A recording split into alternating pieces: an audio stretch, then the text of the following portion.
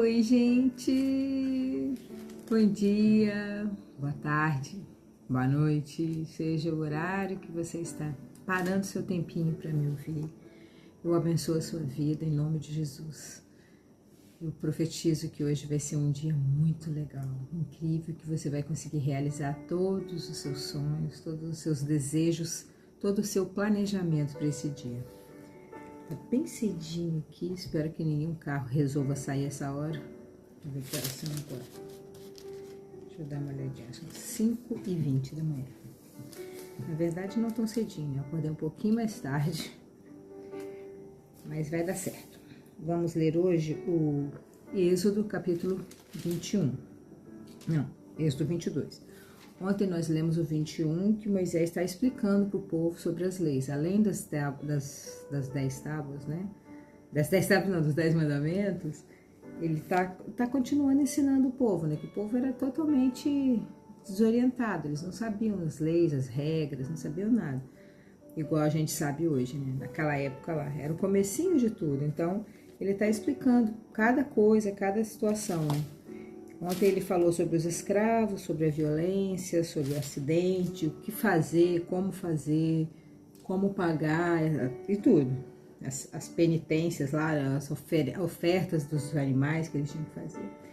E hoje nós vamos continuar nesse assunto. Ele vai continuar, ele vai ficar por um tempo explicando, né, para o povo o que eles têm que fazer, o que eles têm que falar em cada situação. Então vamos ler Êxodo 22. Vamos ver o que ele está ensinando o povo. E aí você aproveita e percebe se até hoje é assim. Será que é? Acho que não. Acho que muita coisa modernizou e cada tempo tem um tipo de lei, né? Cada era. Eu acho, né? Vamos ver. Se alguém roubar um boi ou uma ovelha e matar ou vender o animal, pagará 5 bois por um e 4 ovelhas por uma ovelha. Nossa, então você vai ser castigado 4 vezes, né? Você roubou um, tem que pagar 4. Quem roubou deverá pagar por aquilo que roubou. Nossa, quem dera, imagina. Quem roubou deverá pagar por aquilo que roubou. Os ladrões estavam lascados, né? Mas a ideia era exatamente essa, né? Que as pessoas não roubassem, porque sabiam que iam se lascar, né? Infelizmente, na nossa nação, o povo rouba e fica por isso mesmo. Roubaram o celular do meu filho, tinha rastreamento, a gente foi atrás, sabia exatamente onde estava. Avisei todas as forças, todas as polícias, a polícia militar, civil, federal, todas, a guarda municipal, tudo. Mandaram largar para lá. Era só um celular. É triste, né? Mas enfim, vamos voltar. Quem roubar deverá pagar por aquilo que roubou. Se não tiver com o que pagar, então deverá ser vendido como escravo para pagar aquilo que roubou. Nossa, você já pensou? Tem gente que vive na rua trabalhando aí, vive roubado e tá cheio de escravo, é ser rico. Se o animal roubado, seja boi, jumento ou ovelha, for encontrado vivo com a pessoa que roubou, ela pagará 2 por 1. Se um ladrão for apanhado roubando de noite na casa e for morto, quem o matou não será culpado pela morte do ladrão. Mas se isso acontecer durante o dia, ele será culpado de assassinato. Olha que interessante isso aqui. Se for morto de noite, a quem matou, né, não vai pagar por isso. Mas se for de dia, ele vai pagar como assassinato. Porque tá vendo, porque pode pedir ajuda. Não sei por que também. Sei lá. Porque a pessoa tem defesa, não sei. Só sei que é isso que tá escrito aqui. Se alguém deixar que os seus animais pastem num campo ou numa plantação de uvas, ou se os largar para comerem as colheitas de outras pessoas, esse alguém pagará com o melhor do seu próprio campo ou com o melhor da sua própria plantação. Então, se você largar seu bicho lá e ele for lá e dar prejuízo, né, comer a plantação do outro, você vai ter que dar o melhor que você tem como restituição desse descuido, né, de deixar o seu boi comer lá no outro pasto. Se alguém acender uma fogueira no seu campo e se for pegar nos espinheiros, e se espalhar pelo campo do outro homem e destruir os feixes de trigo e as plantações que já estiverem maduras, aquele que acendeu a fogueira pagará todos os prejuízos. Aí, quem colocar fogo vai pagar pelo que fizer. Também por distração, né? Porque às vezes coloca o fogo vai se espalhando, não tem mais que vigiar para cuidar das coisas dos outros, né? Se alguém receber de outra pessoa dinheiro ou objeto para serem guardados, e isso for roubado da sua casa, o ladrão, se for achado, pagará o dobro. Mas se o ladrão não for encontrado, o dono da casa será levado ao lugar de adoração e ali deverá jurar que não roubou o que lhe foi dado para guardar. O lugar de adoração era, acho que uma igreja, né, onde eles ofereciam sacrifícios, essas coisas, né, o sacrifício dos animais. Era tipo um lugar santo, né?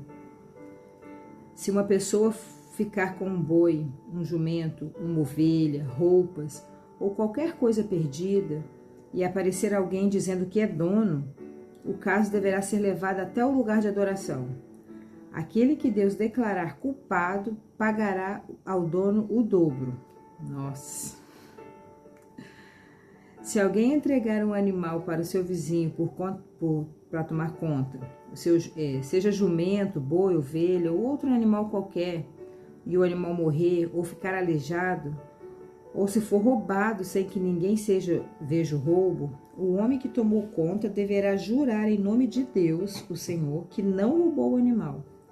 E se o animal não tiver sido roubado, o dono aceitará o jumento, e o outro não precisará pagar nada. Porém, se de fato o animal tiver sido roubado, então o outro deverá pagar ao dono do animal, ao dono pelo animal. Se o animal tiver sido morto por animais selvagens, o outro terá de trazer como prova o que sobrou e não pagará nada pelo animal. Se o animal sumiu, você vai ter que se responsabilizar. Agora, se ele for morto, que era bem comum naquela época, né? Outros bichos matavam e tal, aí é só trazer o resto dos animais e falar, olha, foi uma fatalidade, né? Um acidente seria hoje, né? Se alguém pedir emprestado um animal e esse ficar doente ou morrer quando seu dono não estiver presente, quem pediu emprestado deverá pagar o preço dele. Mas se isso acontecer quando o dono estiver presente, o outro não precisará pagar nada. Se o animal tiver sido alugado, só será pago o aluguel. Se ele morrer e ficar doente, né? A responsabilidade é de quem pediu emprestado, quem alugou ou do dono. Versículo 16. Se um homem seduzir uma virgem que não estava com o casamento contratado, ele pagará o dote da moça e casará com ela. Porém, se o pai dela não quiser que a moça se case com ele, então ele pagará ao pai uma quantia em dinheiro, de acordo com o preço de uma noiva virgem. Nossa, isso aqui é muito chato, né? Muito chato. Principalmente pela nossa ótica hoje. Imagina, ele quer seduzir, ele se apaixonou por uma moça, né? E ela não estava com casamento contratado. Ele pagará o dote da moça e casará com ela. Porém, se o pai dela não quiser que a moça case com ele, então ele pagará ao pai uma quantia de dinheiro de acordo com o preço de uma noiva virgem. Quer dizer, ele vai pagar de qualquer jeito, né?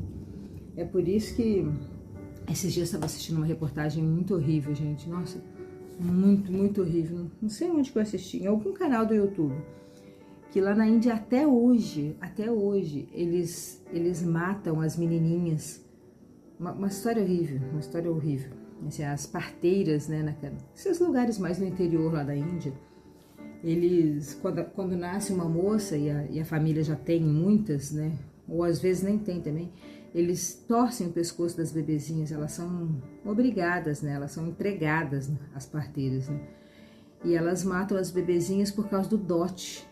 Porque lá até hoje ainda funciona essa loucura de dar dote. Aí as pessoas são pobres, como é que vai dar dote? Aí começa a nascer um monte de menina, vai ter que dar dote para um monte de homem. E não tem, eles viram escravos mesmo. E mesmo assim, não tem condição, né? Então eles matam as menininhas, as parteiras, contando a história. Daí essa reportagem, graças a Deus, salvou várias meninas e acompanhou a adoção delas e até o crescimento, né? Foi muito emocionante essa história. Não sei onde que eu assisti, em algum canal de YouTube. E lendo isso aqui, né, nessa época, o pai era obrigado a pagar pela mulher. Então todo mundo queria ter homem, né? Porque o homem recebia e a mulher tinha que pagar. Graças a Deus que nós estamos pós-Jesus nessa era. Eu realmente não canso de agradecer. Senhor, muito obrigado por ter me escolhido para estar nesse momento da história. Agradeço a você também, porque se mulher hoje já é meio desprezada, principalmente uma mulher dona de casa, imagina nessa época, né? Nessa época era uma coisa bizarra, assim. E vamos orar também, né, pelas pessoas lá da Índia, pelas criancinhas que são assassinadas todos os dias, todo o tempo. Nasceu menina, eles já torcem o pescoço e jogam o cadáver para lá. É muito triste, é muito triste. Chorei muito nessa reportagem. E aqui era uma coisa natural, né?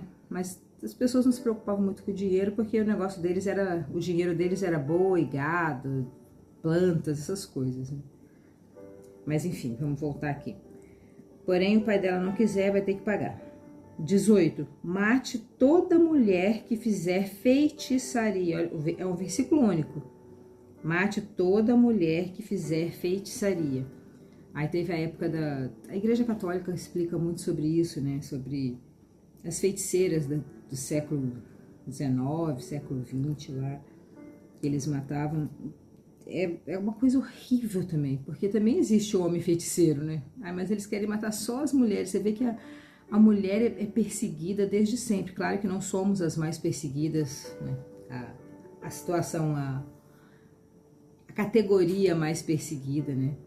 Se você não sabe, os mais perseguidos não são os homossexuais, não são as mulheres, não são nada dessas coisas sempre. Os mais perseguidos são os cristãos, aqueles que creem em Cristo. Independente da escolha da placa da igreja, católico, batista, sei lá o que, independente, os cristãos são os mais perseguidos, sempre foram martirizados, continuam sendo ainda. Há poucos dias ali mataram 70 cristãos num lugar aí do exterior, que eu já esqueci onde foi, mas mataram só por serem cristãos, Então, é um povo realmente que vem há décadas, séculos e séculos sendo perseguido, né? E eles matavam as mulheres que eram feiticeiras. Provavelmente elas aparentavam mais, né? Sei lá. Só sei que toda mulher que fosse feiticeira deveria matar.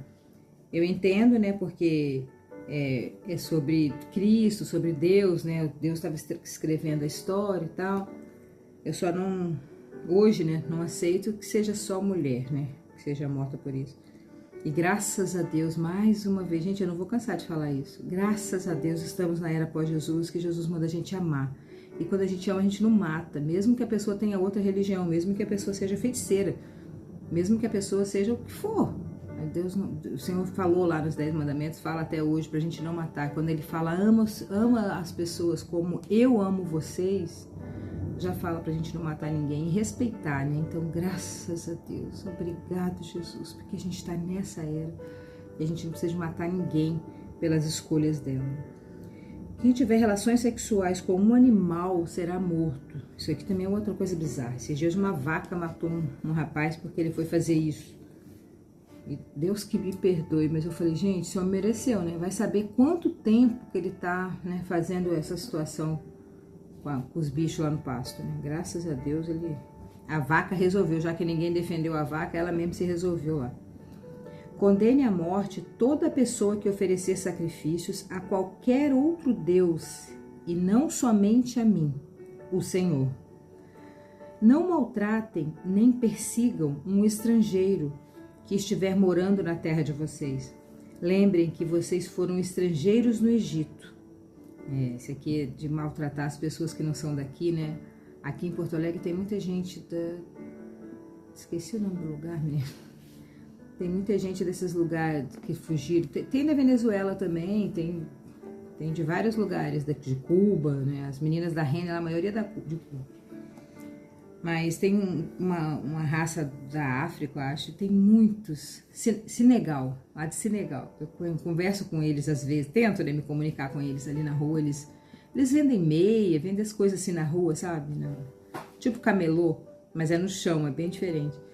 E eles têm muitos aqui. A gente tem que tratar bem o estrangeiro, porque a gente tem que se lembrar da nossa história. Olha que legal esse versículo. É um versículo simples, né? Não persiga, não maltrate o estrangeiro que estiver morando na sua terra, porque vocês têm que se lembrar que vocês eram estrangeiros no Egito, né? E vocês não gostavam de ser maltratados lá. E olha que eram muito maltratados, né? Eu, por exemplo, sou uma estrangeira aqui no Sul. Eu sou do Espírito Santo. Não sou de lá, mas fui criada a vida inteira lá no Espírito Santo. Me considero capixaba. E agora estou aqui na terra dos gaúchos. E imagina se alguém ficar me maltratando aqui só porque eu sou do Espírito Santo. É triste, né? Só porque eu não sou da terra deles. Claro que é o contrário, sou muito bem recebida aqui, graças a Deus. E toda vez que eu vejo uma pessoa de outro lugar, eu recebo bem também. Primeiro porque a Bíblia orienta a gente a amar as pessoas como Cristo ama a gente. E depois porque é bom ser bem tratado, né? É bom. E a gente não deve fazer acepção de pessoas porque elas têm uma outra religião, ou porque elas têm uma outra cor de pele, ou uma outra opção sexual, ou porque moram em outro lugar. É um absurdo um negócio desse, é um absurdo. Então o Senhor já está ensinando aqui, ó. Lembra da sua história, lembra da sua vida. Todos nós somos estrangeiros nessa terra, porque a nossa terra não é aqui. A nossa terra, o nosso lugar é lá na Terra Prometida, no começo de tudo, que pra gente faz séculos, milênios, mas pro Senhor é um piscar de olhos que tudo isso aconteceu quando Ele criou a terra e agora. Porque Ele vive no Kairos, Ele vive acima do tempo, Ele olha as coisas no presente, passado, futuro e o presente para Ele é só o presente. Nós que vivemos, né, dentro do Cronos, dentro do tempo. E ele tá olhando pra gente, e ele fala pra gente tratar as pessoas bem, porque nós também não somos daqui. Nós não somos daqui, somos peregrinos nessa terra. Daqui a pouquinho a gente vai voltar lá pro mundo oficial, né? Pra história oficial, onde não tem a morte. Ai, graças a Deus, não vai ter a morte. Mas vamos voltar. Versículo 22. Não maltratem as viúvas e nem os órfãos. Essas pessoas são desamparadas, as viúvas e os órfãos. Nessa época aqui era muito pior ainda, porque mulher já não valia muita coisa, não fazia nada, era abandonada ali, né? E aí viúva ainda, e órfã, as crianças não tinham pais. Hoje em dia ainda é assim, só que hoje em dia, graças a Deus, a mulher é mais forte, a mulher é mais guerreira. Você vê que tem muita mulher que é arrimo de família, né? Muita viúva que é arrimo de família, até dos filhos, dos netos ainda. Porque graças a Deus desenvolvemos, né, uma força, uma coragem, uma atitude, né? Não estou falando de feminismo, não, estou falando de atitude mesmo, de não ter ninguém por mim, eu vou resolver. As mulheres de hoje em dia, graças a Deus, são assim, mas naquela época elas não tinham essa ideia, né? Elas eram pessoas mais sensíveis, então está falando, não maltrate nem os órfãos e nem as viúvas. Cuide deles, né?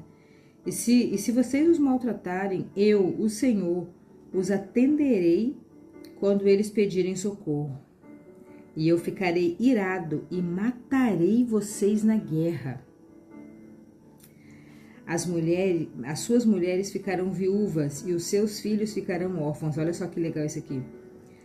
O Senhor está falando assim, ó, atenda as viúvas, atenda os órfãos. Se vocês não fizerem isso, eu matarei vocês na guerra. O que está falando?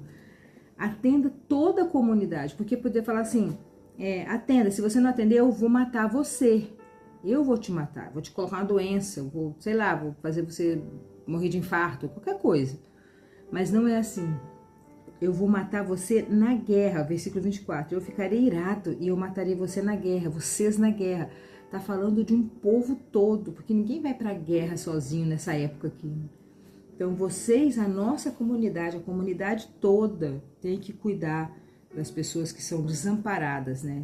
Hoje em dia tem vários outros tipos, mas aqui ele citou viúvas e órfãos. Então, nós temos sim responsabilidade de cuidar. A gente sempre fala que é o governo que tem que cuidar. É sim, é o governo sim.